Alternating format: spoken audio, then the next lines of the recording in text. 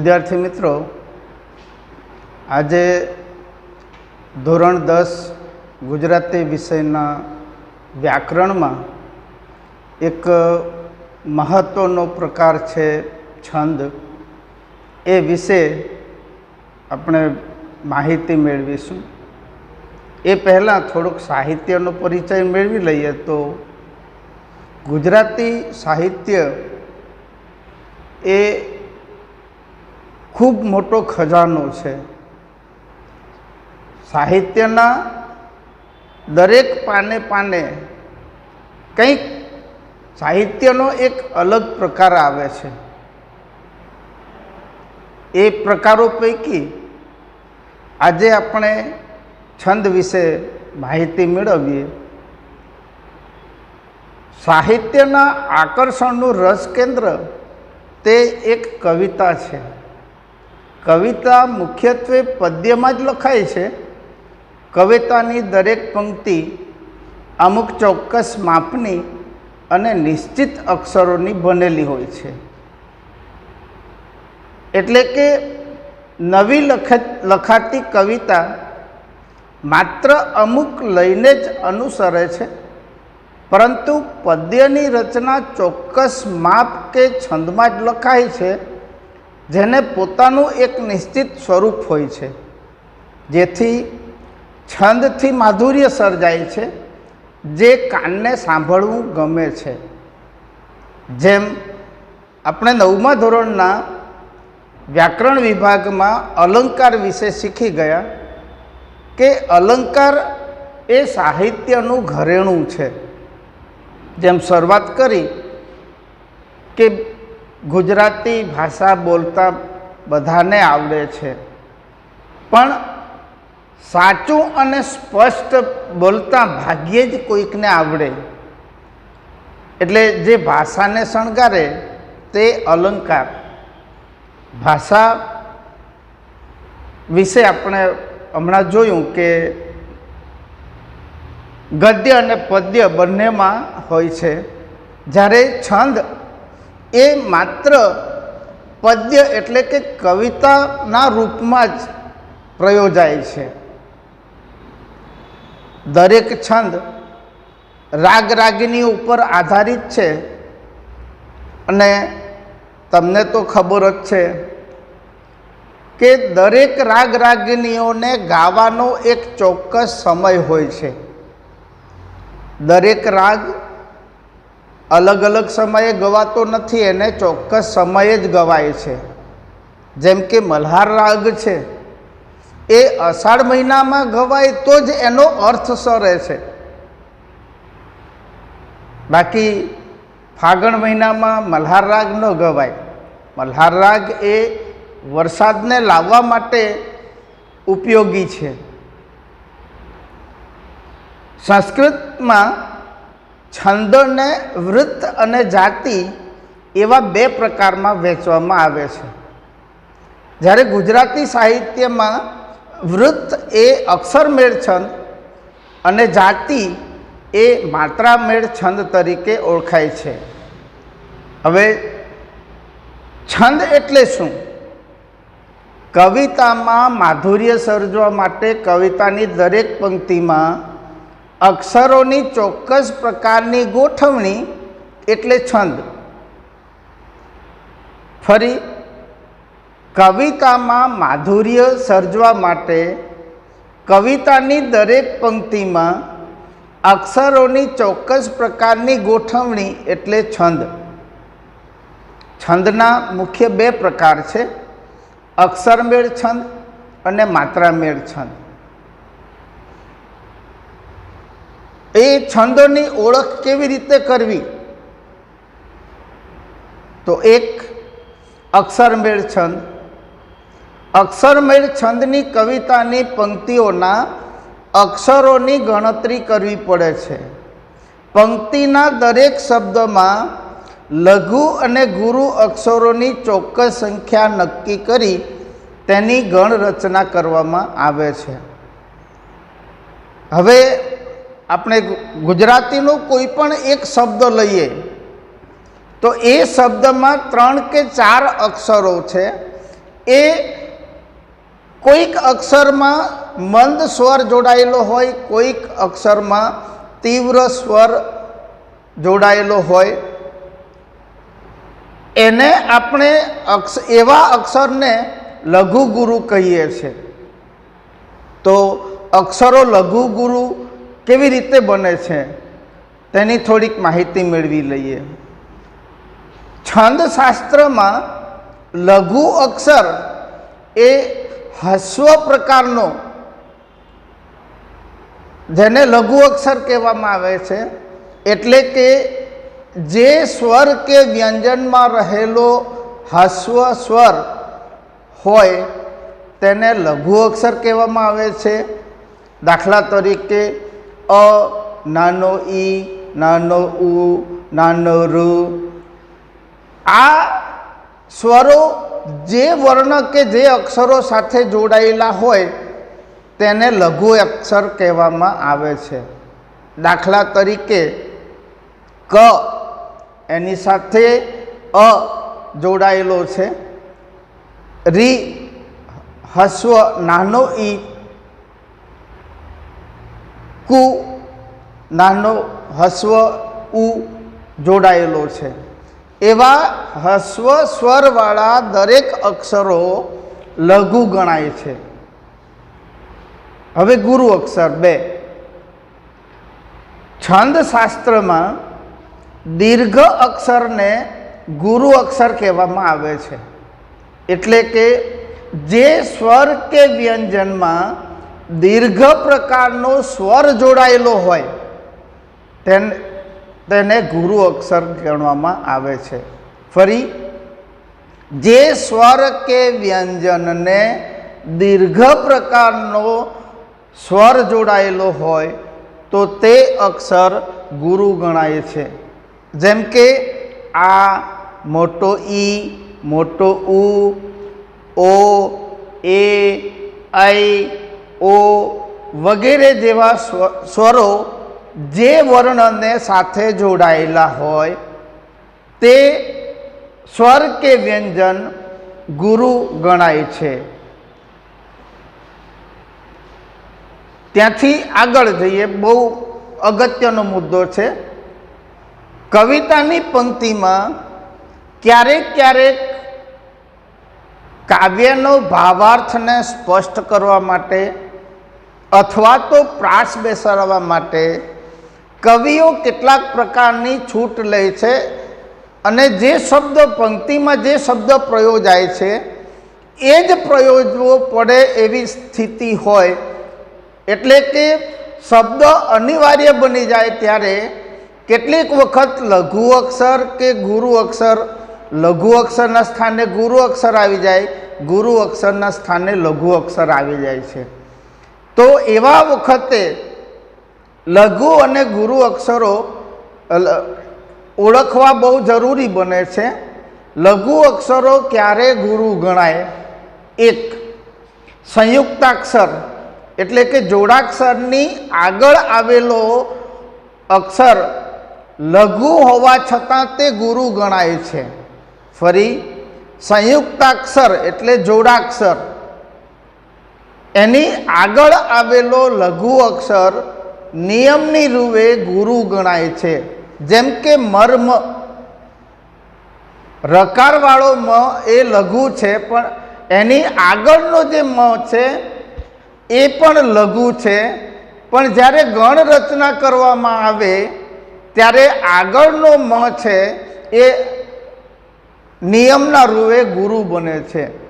પુષ્પ, સત્ય, ધર્મ એ બધા અક્ષરોમાં પહેલો જે વર્ણ છે, પહેલો જે અક્ષર છે તે લઘુ હોવા છતાં ગુરુ ગણાય છે. આ છંદનો સીધો સાદો નિયમ. નિયમ નંબર 2. પંક્તિને અંતે આવેલો ગુરુ અક્ષર લઘુ ગણાય છે. 3.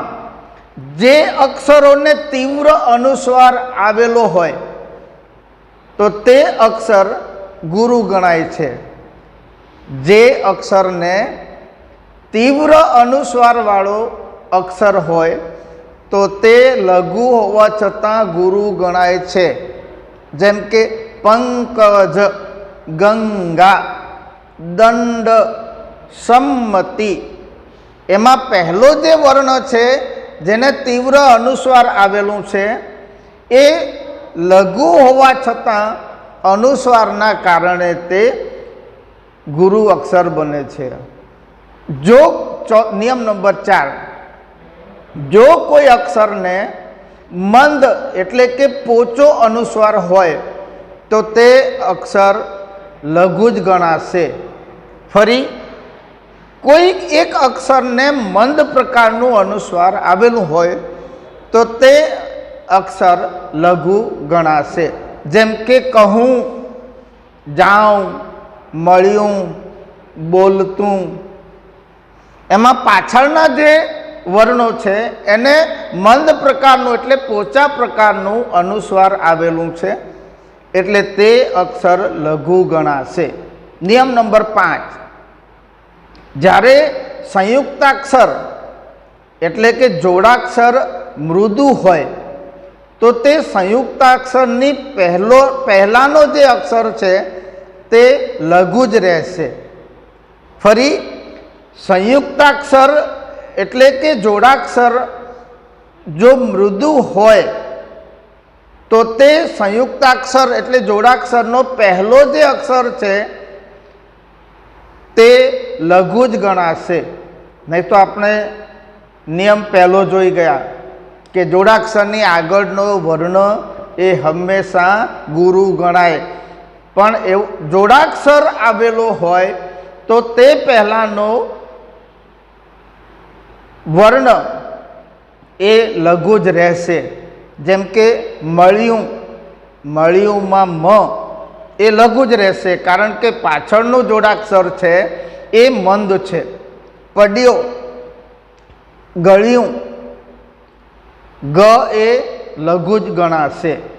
નિયમ નંબર 6, કેટલાક અક્ષરોને વિસર્ગ આવે છે. વિસર્ગ પણ બે પ્રકારના છે, તીવ્ર અને મંદ. જે વર્ણને વિસર્ગ લાગેલો હોય પણ વિસર્ગનો ઉચ્ચાર ન કરવો પડે તો તે વર્ણ લઘુ ગણાશે. પણ જો કોઈક અક્ષરને કોઈક અક્ષરને વિસર્ગ લાગેલો હોય પણ તે તીવ્ર હોય એટલે કે તેનો ઉચ્ચાર કરવો પડે તો તે વર્ણ ગુરુ ગણાશે. જેમ કે દુઃખ, દ પછી વિસર્ગ મુકાય પછી ખ મુકાય છે, પણ દુઃખ બોલીએ છીએ ત્યારે વિસર્ગનો ઉચ્ચાર થતો નથી એટલે દુ એ હંમેશા લઘુ ગણાશે. પણ આપણે જ્યારે અંતઃકરણ બોલીએ છીએ, અંતઃકરણ અક્ષર શબ્દ છે તો અંતઃકરણ એમાં ત પછી વિસર્ગ આવે છે, એનો આપણે ઉચ્ચાર કરવો પડે છે એટલે ત એ ગુરુ ગણાશે. આટલું અક્ષરોની ઓળખ એ મારા મતે હવે સ્પષ્ટ થઈ ગયું હશે. ત્યારબાદ પંક્તિમાં રહેલા શબ્દના અક્ષરો મેં અગાઉ કહ્યું એમ કે લઘુ અને ગુરુ પ્રકારના અક્ષરો હોય એ સંયુક્ત રીતે લખાય ત્યારે એક શબ્દ બને છે. તો એવા શબ્દમાં અક્ષરોની લઘુ અથવા ગુરુ તરીકેની ઓળખ કેવી રીતે કરવી? એમાં પહેલું, લઘુ અક્ષર માટે અર્ધચંદ્રકારની નિશાની વપરાય છે. 2, ગુરુ અક્ષર માટે ડેશની નિશાની વપરાય છે. આગળ જઈએ છે ત્રીજા સ્ટેપ ઉપર. છંદની પંક્તિના ચોક્કસ અક્ષરો, ચોક્કસ માપ આપેલું હોય છે. તો એ માપનું પહેલું પગથિયું એટલે પંક્તિમાં ગણ. અક્ષરમેળ છંદમાં પંક્તિના અક્ષરોના ત્રણ અક્ષરોનો એક સમૂહ નક્કી કરવામાં આવે છે અને એ સમૂહ છંદની ભાષામાં ગણ તરીકે ઓળખાય છે. એટલે ગણ એટલે લઘુ અને ગુરુ અક્ષરના બનેલા જૂથને ગણ કહે છે. છંદશાસ્ત્રમાં આવા 8 ગણ છે. છંદશાસ્ત્રમાં 8 ગણ છે, જેને યાદ રાખવા માટે નીચેની પંક્તિ યાદ કરવી પડે છે. જો એ પંક્તિ આવડે તો જ એની ગણ રચના આપણને આવડે. માટે મારી દરેકને વિનંતી છે કે આ જે પંક્તિ છે એને તૈયાર કરી દેવી. પંક્તિ છે, યમાં તારા જભાન સલગા, યમાં તારા જભાન સલગા. જો આટલું આવડે તો તમને ગણ બનાવતા ખૂબ સરળતાથી આવડી જાય. અગાઉ હમણાં આપણે જોયું કે છંદશાસ્ત્રમાં 8 ગણ છે. તો એ 8 ગણ કેવી રીતે બને? તો પંક્તિમાં યમાં તારા જભાન સલગા, આ પંક્તિ સામે રાખો. પહેલા 3 અક્ષર એ પહેલો ગણ, એટલે એની શરૂઆતનો વર્ણ છે એ ગણ બને, એટલે ય ગણ. એટલે ય માં તા 3 અક્ષરનો સમૂહ એ ય ગણ બને છે. ય માં તા ય ગણ. એનું ગણનું ચિહ્ન અર્ધચંદ્રકાર ડેશ ડેશ, એટલે કે લઘુ ગુરુ ગુરુ, એ ય ગણનું બંધારણ છે. ત્યારબાદ મ ગણ. મ ગણમાં માતારા, એ 3 અક્ષર છે. એનો પહેલો અક્ષર મ છે, એટલે એ મ ગણ તરીકે જાણીતો છે, ઓળખાય છે. જેના 3 અક્ષર માતારા, ગુરુ ગુરુ ગુરુ. એ જ રીતે ત ગણ. તો તારાજ, ગુરુ ગુરુ લઘુ, તારાજ. 2 ગુરુ અક્ષર, ત્રીજો લઘુ છે. ર ગણ. રાજભા, ગુરુ લઘુ ગુરુ. જ ગણ. જભાન, લઘુ ગુરુ લઘુ. ભ ગણ. ભાનસ, લઘુ ગુરુ લઘુ લઘુ. ન ગણ. નસલ, લઘુ લઘુ લઘુ, એટલે 3 લઘુ. સ ગણ. સલગા, લઘુ લઘુ ગુરુ. છેલ્લે 2 અક્ષરો વધશે, લ અને ગા. લ એટલે લઘુ, ગા એટલે ગુરુ. આમ 8 ગણ બને છે. છેલ્લા 2 વર્ણો અનુક્રમે લઘુ અને ગુરુ. ત્યારબાદ આપણે જોઈએ છે, છંદ એ રાગ રાગિનીઓ ઉપર આધારિત છે. રાગ રાગિનીઓનો તમને ખ્યાલ છે. કોઈક પંક્તિ બોલીએ છે ત્યારે એનો સળંગ ઉચ્ચાર નથી થતો. દરેક શબ્દો ખૂબ ઝડપથી નથી બોલવામાં આવતા. કવિતા ભણીએ છીએ ત્યારે દરેક શિક્ષકો પંક્તિના અમુક શબ્દ પછી થોડોક વિરામ લે છે અને ત્યારબાદ આગળનું પદ, ચરણ કે શ્લોક કે કડી ભણાવવામાં આવે છે. છંદના જે જુદા જુદા અંગો છે એમાંનું પહેલું સ્થાન તે યતિ સ્થાન છે. કવિતાની પંક્તિ બોલતા બોલતા વચમાં વિરામ લેવાની જરૂર પડે છે. આ વિરામને યતિ સ્થાન કહેવામાં આવે છે. કવિતાની પંક્તિ છે, કાવ્ય પંક્તિ છે. હું ઉચ્ચાર કરી જાઉં છું એટલે તમને ખ્યાલ આવી જશે. શેરી મિત્રો 100 મળે, તાળી મિત્ર અનેક, જેમાં સુખ દુઃખ વામીએ 100 લાખનમાં એક. ફરી શેરી મિત્રો 100 મળે, તાલી મિત્ર અનેક, જેમાં સુખ દુઃખ વામીએ 100 લાખનમાં એક. આપણે ઉપરની પંક્તિમાં જોઈ ગયા કે 7મા અક્ષર પછી અલ્પવિરામ આવે છે અને 14મા અક્ષર પછી અર્ધવિરામ આવે છે, એટલે ત્યાં અટકવું પડે છે. એ અટક સ્થાનને છંદની ભાષામાં યતિ સ્થાન કહેવામાં આવે છે. ક્યારેક એવું પણ બને કે કેટલીક પંક્તિમાં જે ઠેકાણે યતિ સ્થાન આવ્યો હોય પણ જો શબ્દ પૂરો ન થતો હોય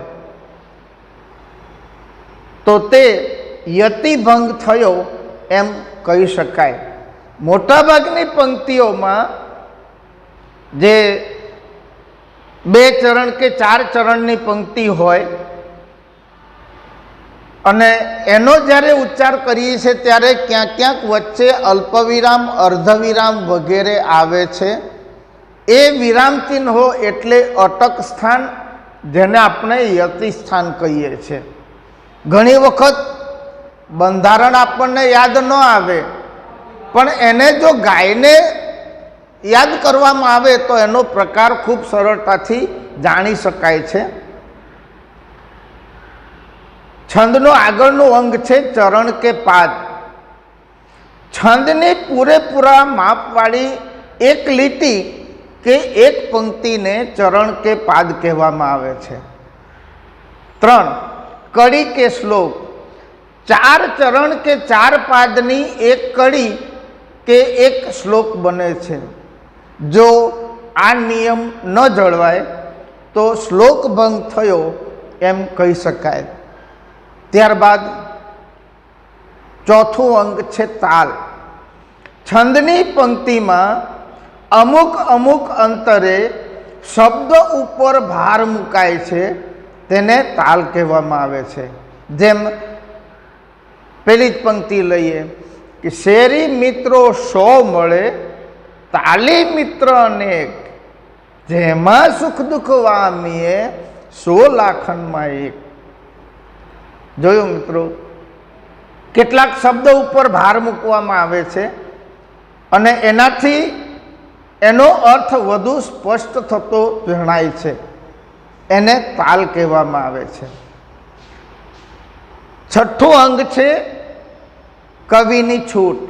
મેં અગાઉ કહ્યું કે અક્ષરમેળ છંદમાં કોઈ એક ગણમાં અક્ષરોની ગોઠવણીમાં ચૂક થઈ હોય એટલે કે એ શબ્દ કવિએ જે વાપર્યો છે એ શબ્દમાં અમુક અક્ષર ગુરુના સ્થાને લઘુ આવી જાય છે અથવા તો લઘુના સ્થાને ગુરુ આવી જાય છે, પણ એના માટે બીજો કોઈ શબ્દ પ્રયોજી શકાય જ ન હોય અને એ શબ્દ અનિવાર્યપણે વપરાયો હોય તો એ શબ્દમાં કવિએ છૂટ લીધી છે એમ કહી શકાય.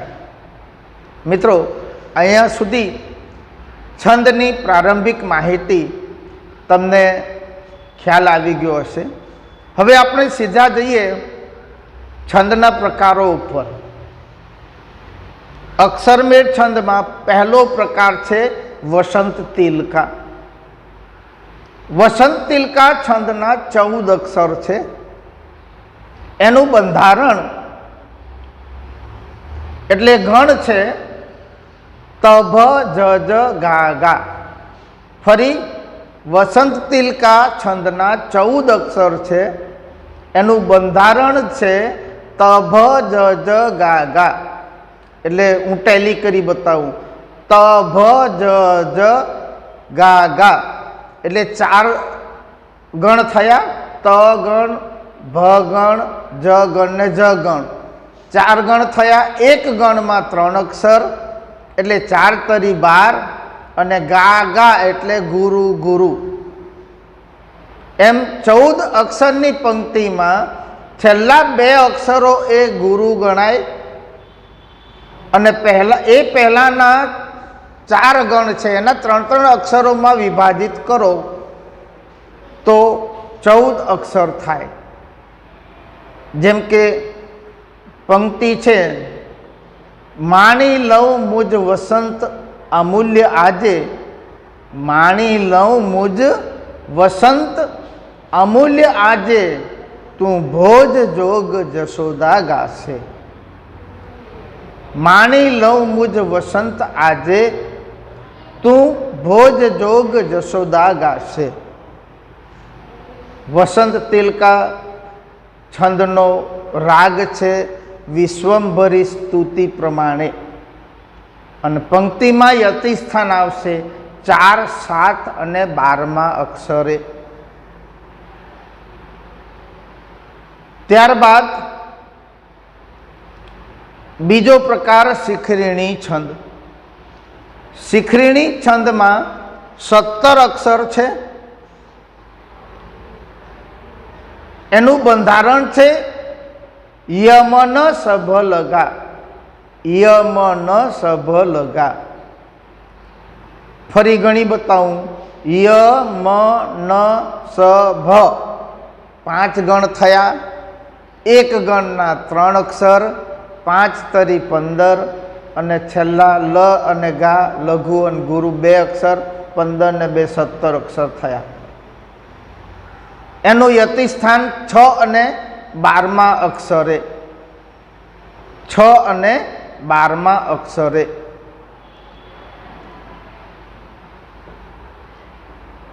શિખરીણી છંદ એ ગાઈ શકાય છે, અને એનો રાગ કે ઢાળ છે, આપણે પ્રાર્થના ગઈએ છીએ અસત્યો માહીથી, એ રાગમાં આ છંદ ગાઈ શકાય છે. પહેલાં ઉદાહરણ સમજાવી દઉં અને પછી આપણે ગાઈએ છીએ. ભમ્યો યાત્રા ધામો 68 જલે સ્નાન કર્યા. ભમ્યો યાત્રા ધામો 68 જલે સ્નાન કર્યા. વળી સાથે લાવ્યો વિમલ ઘટ ગંગોદક ભરી. આ પંક્તિને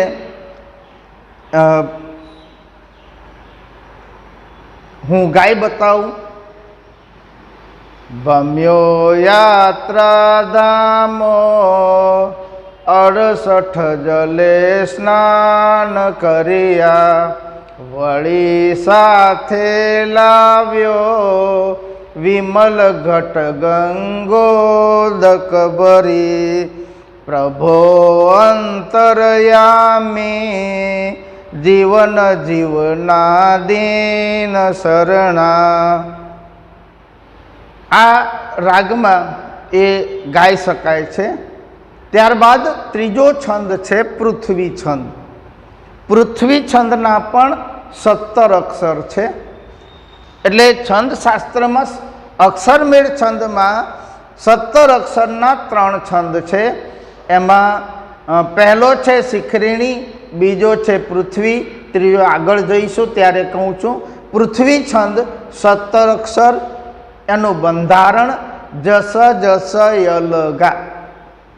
ફરી જસ જસ યલગા. ગણગણીએ બતાવું તો જ સ જ સ ય, છેલ્લા 2 અક્ષર લઘુ અને ગુરુ, 5 ગણ થયા. જસ જસ ય 5 ગણ થયા. 1 ગણના 3 અક્ષર, 5 તરી 15, લઘુ અને ગુરુ, એ રીતે 17 અક્ષર થયા. અને પૃથ્વી છંદ એ અગેય છે, ગાઈ શકાતો નથી, પણ એના બંધારણને ધ્યાનમાં રાખીએ તો એને ઓળખી શકાય છે. પૃથ્વી છંદનું બંધારણ છે જસ જસ યલગા. યતિ સ્થાન પંક્તિમાં 8મા કે 9મા અક્ષરે. યતિ સ્થાન 8મા કે 9મા અક્ષરે. હું ઉદાહરણ આપું. ભમો ભરતખંડમાં સકળ ભૌમ ખૂંદી વળી. ભમો ભરતખંડમાં સકળ ભૌમ ખૂંદી વળી. એનો ગણ બનાવો તો ત્રણ અક્ષરનો. તો પહેલો ગણ જ, બીજો ગણ સ, ત્રીજો ગણ જ, ચોથો ગણ સ, પાંચમો ગણ ય અને છેલ્લા 2 અક્ષર લઘુ અને ગુરુ.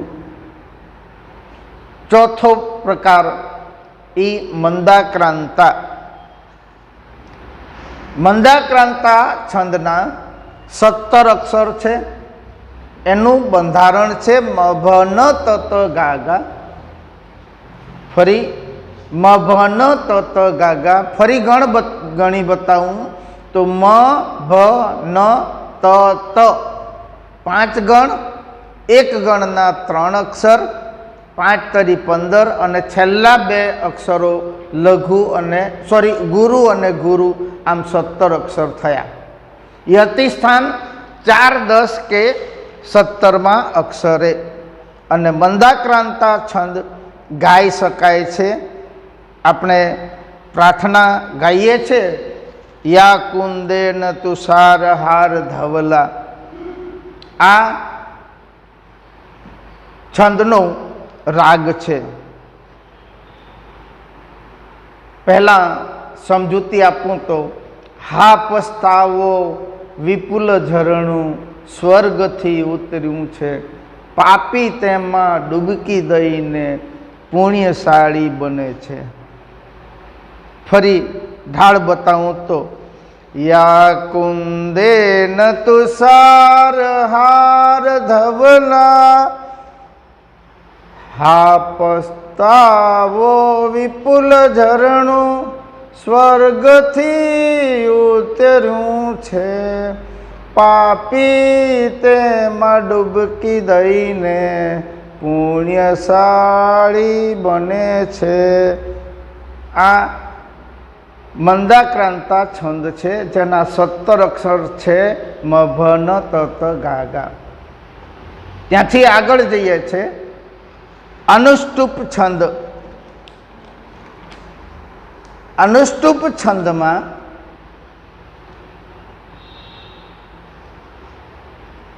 ચાર ચરણનો એ છંદ હોય છે.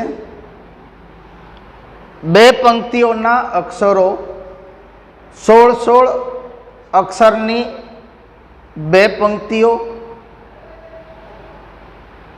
ફરી અનુષ્ટુપ છંદ 16 અક્ષરની 2 પંક્તિઓ, 32 અક્ષર. યતિ સ્થાન 8મા અક્ષરે.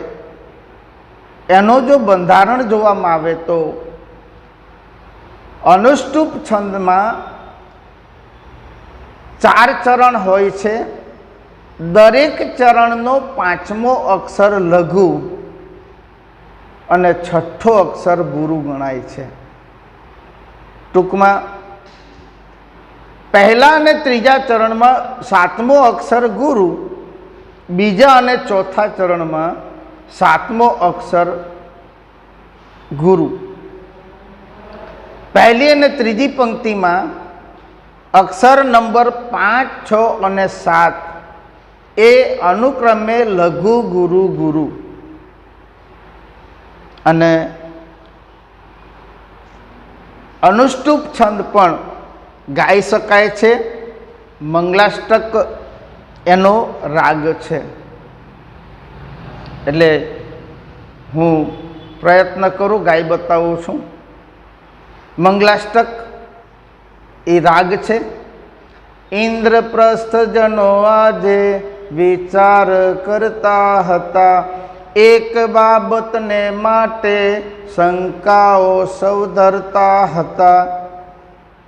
ફરી એક ઇન્દ્રપ્રસ્થ જનો આજે વિચાર કરતા હતા, એક બાબતને માટે શંકા સૌ ધરતા હતા. આ રીતે અક્ષરમેળ છંદમાં 5 છંદ એ પરીક્ષાની દ્રષ્ટિએ અગત્યના છે. એક છેલ્લો છંદ જોઈ લઈએ. આગળનો પ્રકાર સ્ત્રગધરા, જેના અક્ષર 21 છે. એનું બંધારણ મર ભન ય ય ય. મર ભન ય 7 ગણ છે, 7 ગણ બનશે એટલે 7 તરી 21 અક્ષર થાય છે. યતિ સ્થાન 7 અને 14માં અક્ષરે.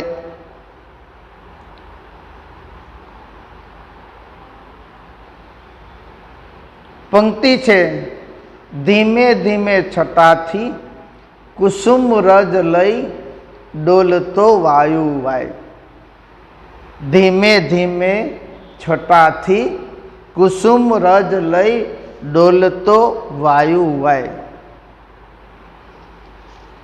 અહીંયા આપણે અક્ષરમેળ છંદ પૂરા કરીએ છીએ. છંદ શાસ્ત્રનો બીજો પ્રકાર, છંદનો બીજો પ્રકાર માત્રામેળ છંદ. વિદ્યાર્થી મિત્રો, આપણે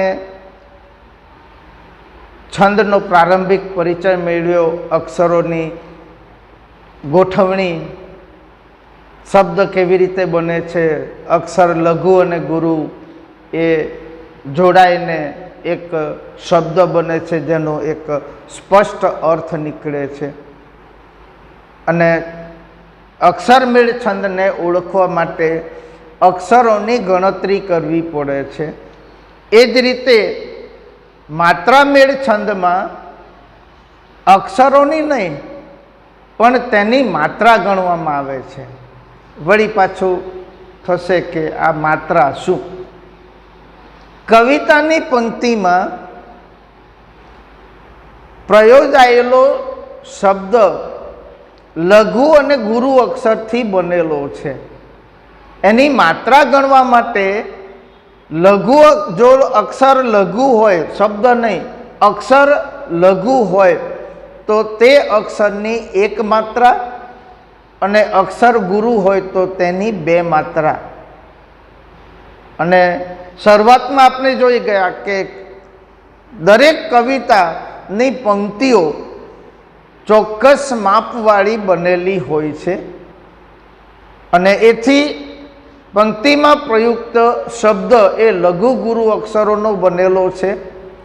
લઘુ અક્ષર માટે માત્રામેળ છંદમાં 1 માત્રા ગણાય અને ગુરુ અક્ષર માટે 2 માત્રા ગણીએ છીએ. હું પંક્તિ આપી દઉં. ઓ ઈશ્વર ભજીએ તને, મોટું છે તુજ નામ, ગુણ તારા નિત ગાઈએ, થાય અમારા કામ. એ માત્રામેળ છંદમાં પંક્તિના અક્ષરો નહીં પણ એ અક્ષર લઘુ કે ગુરુ છે એમ નક્કી કર્યા પછી તેની માત્રા ગણવી પડે છે. લઘુ અક્ષર માટે 1 માત્રા અને ગુરુ અક્ષર માટે 2 માત્રા. આપણે જોઈએ, પહેલા સમજૂતી મેળવેલી. ઓ ઈશ્વર ભજીએ તને, ઓ ગુરુ છે માટે એના 2 માત્રા. મોટો ઈ છે, ઈશ્વરમાં મોટો ઈ છે, 2 માત્રા. સ્વ 1 ર 2 1 માત્રા. ભજીએમાં ભ 1 માત્રા, જને હસવો છે માટે 1 માત્રા, યને એ જોડાયેલો છે 1 માત્રા, ભજીએ 2 માત્રા. તને ત લઘુ છે 1 માત્રા, ને એ પ્રત્યય લાગેલો છે એટલે 2 માત્રા. મોટું મો ઓ પ્રત્યય છે, સ્વર છે એટલે 2 માત્રા. ટું અનુસ્વાર છે પણ તે મંદ છે એટલે લઘુ અક્ષર જેની 1 માત્રા ગણાય. છે 2 માત્રા. તુજમાં હસ્વ ઉ છે એટલે લઘુ છે, લઘુની 1 માત્રા. જ લઘુ છે. ન નામ ન આ પ્રત્યય સ્વર છે, ગુરુ છે એટલે 2 માત્રા. મ એને અ સ્વર છે, લઘુ છે એટલે 1 માત્રા. આ રીતે માત્રામેળ છંદમાં પંક્તિઓના અક્ષરો લઘુ ગુરુ નક્કી કરીને તેની માત્રા ગણવી પડે છે. માત્રામેળ છંદમાં પહેલો છંદ દોહરો, એનું બંધારણ જોઈએ તો 4 ચરણ, એની માત્રા જોઈએ તો 24. બંધારણ પહેલા અને ત્રીજા ચરણમાં 13 માત્રા, બીજા અને ચોથા ચરણમાં 11 માત્રા, અને યતિસ્થાન 13મી માત્રા પછી આવે છે. એ જ ઉદાહરણ જે મેં તમને માત્રાઓ કેવી રીતે ગણવી એ મેં સમજાવ્યું, એ જ ઉદાહરણ આપણે ફરી લઈએ દોહરો છંદમાં. ઓ ઈશ્વર ભજીએ તને, મોટું છે તુજ નામ, ગુણ તારા નિત ગાઈએ, થાય અમારા કામ. ગાઈ શકાય છે.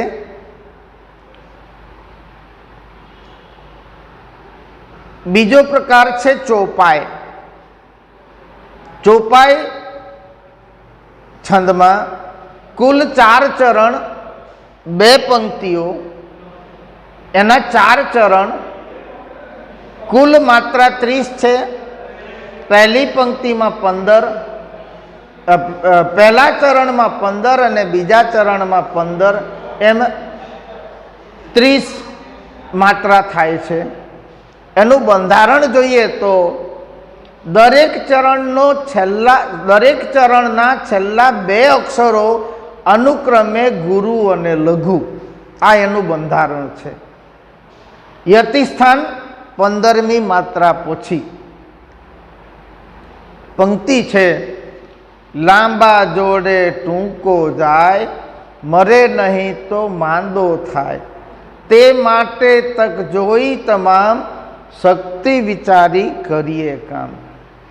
ફરી લાંબા જોડે ટૂંકો જાય, મરે નહીં તો માંદો થાય, તે માટે તક જોઈ તમામ, શક્તિ વિચારી કરીએ કામ. એની માત્રાઓ ગણી લેશો તો પહેલા ચરણમાં એ 15 માત્રા થશે, બીજા ચરણમાં 15 માત્રા થશે.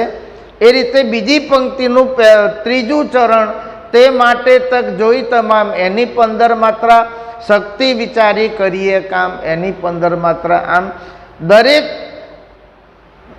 પહેલું અને બીજા ચરણની 15 માત્રા, ત્રીજા અને ચોથા, આમ દરેક ચરણની 15 માત્રા. ત્રીજો પ્રકાર છે હરિગીત. હરિગીત છંદમાં 2 ચરણ હોય છે, કુલ 28 માત્રા.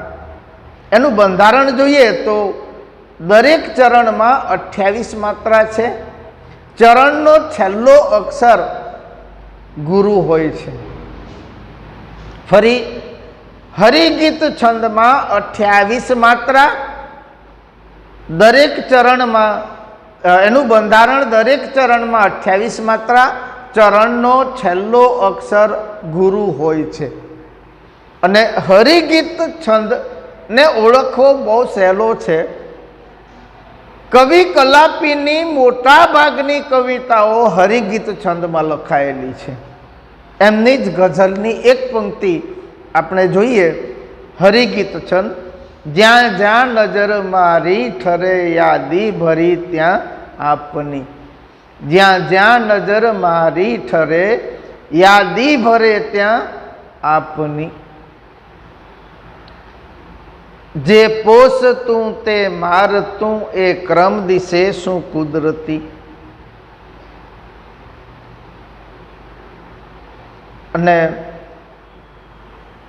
માત્રા મેળ છંદનો છેલ્લો છંદ સવૈયા. સવૈયા 4 ચરણ.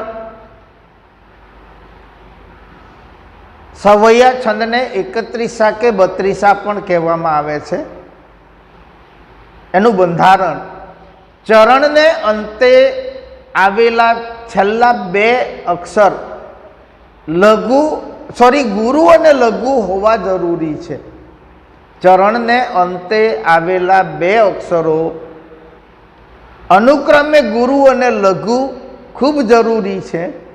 પણ જો છેલ્લો અક્ષર ગુરુ આવતો હોય તો 32 માત્રા થાય. જો છેલ્લો અક્ષર લઘુ હોય, પંક્તિનો છેલ્લો અક્ષર લઘુ હોય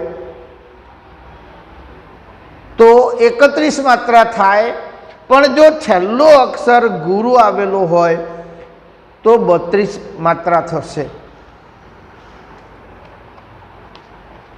પંક્તિ જોઈએ તો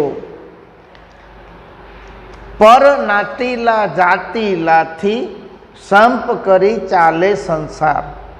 ફરી પર નાતીલા જાતીલાથી સંપ કરી ચાલે સંસાર. આમ માત્રામેળ છંદમાં 4 છંદ બહુ અગત્યના છે. પહેલો છે દોહરો, જેને ગાઈ શકાય છે 4 ચરણ 24 માત્રા. ઓ ઈશ્વર ભજીએ તને, મોટું છે તુજ નામ. ચોપાઈ છંદ, એ પણ ગાઈ શકાય છે. 30 માત્રા 4 ચરણ. લાંબા જોડે ટૂંકો જાય, મરે નહીં તો માંદો થાય. ત્રીજો છે હરિગીત, એના 2 ચરણ છે. હરિગીત છંદમાં હંમેશા ધ્યાન રાખવું, મોટા ભાગની કલાપીની જે કવિતાઓ છે તે હરિગીત છંદમાં લખાયેલી છે. જ્યાં જ્યાં નજર મારી ઠરે યાદી ભરી ત્યાં આપની, જે પોષતું તે મારતું એ ક્રમ દિશે શું કુદરતી. ચોથો પ્રકાર સવૈયા, એના 4 ચરણ છે.